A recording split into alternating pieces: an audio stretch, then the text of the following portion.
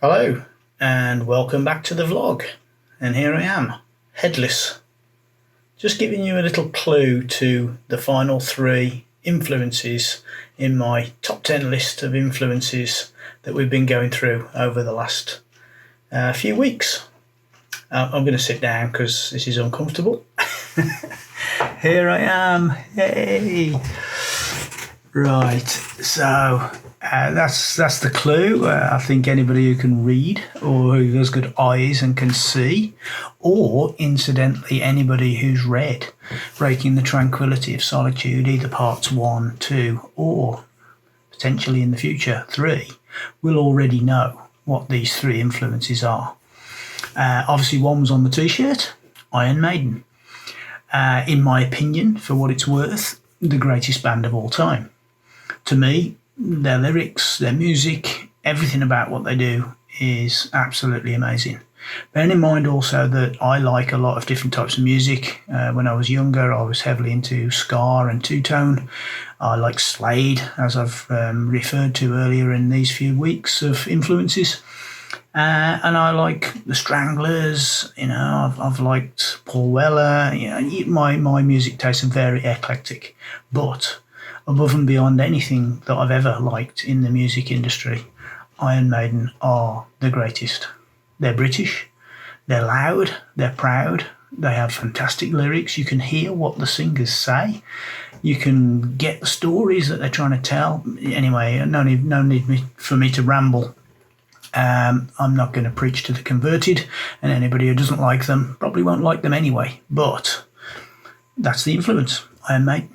And as I say, when you read the books, and if you've already read the books, you'll probably be aware of many influences and references that are made, although they are never mentioned right the way through the book, except in one secret way that nobody yet has found.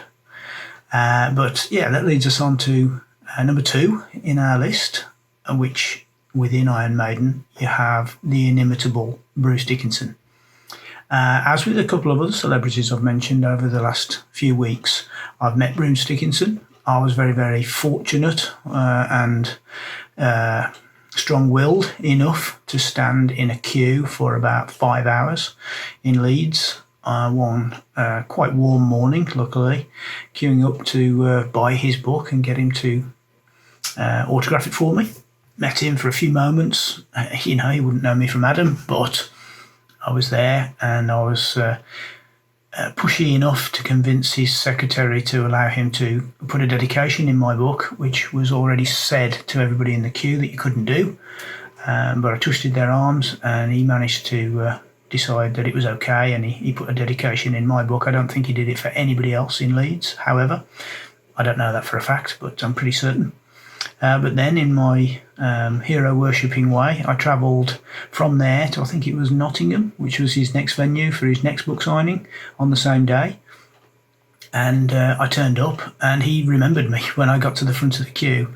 And once again, with his inimitable style, he put another dedication in the same book on a different page, at my request. So I now am the only person, to the best of my knowledge, in the world that has his book signed twice with 2 different dedications on 2 different pages.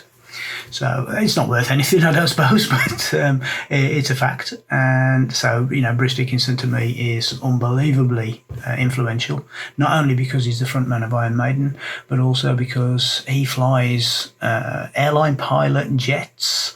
He's a fantastic fencer, like me. Well, I put a fence up at the bottom of my mum's house for one day anyway. But no, he's actually an Olympic standard fencer, I believe. He runs his own brewery. He's got his own beer. I like beer. He's an entrepreneur. I'm an entrepreneur. He's an author. I'm a potential author. Or I am an author, but not as successful as him. So we have a lot in common. I'm sure he will think I influence him in some ways because I buy his records. But Bruce Dickinson, yeah, an amazing fellow. TV, radio presenter, and numerous other things that he has strings in his bow. Which leads us finally on to the last but not least influencer in my list, Steve Harris. Without good old Steve Percy Harris, there would be no influencer number 2 and 3 because Iron Maiden would not exist. It was his band. He started it. He put it together. He's, to the best of my knowledge anyway, recruited everybody that's ever been in it, and they were all pretty amazing. And to me, and without him, a lot of the lyrics that I so enjoyed and have had influence upon me and my book and my writing would never even have existed without Steve Harris. So yeah, influencers 3, 2 and 1, Iron Maiden, Bruce Dickinson and Steve Harris. And hopefully if you read my books, you will spot the references to them, the little Easter eggs, I think they call them these days, and little hat tips and mentions and lyrical quotations and plagiarisms. They proliferate the whole book, but without ever mentioning where they come from, why they're there. It's just part of my style.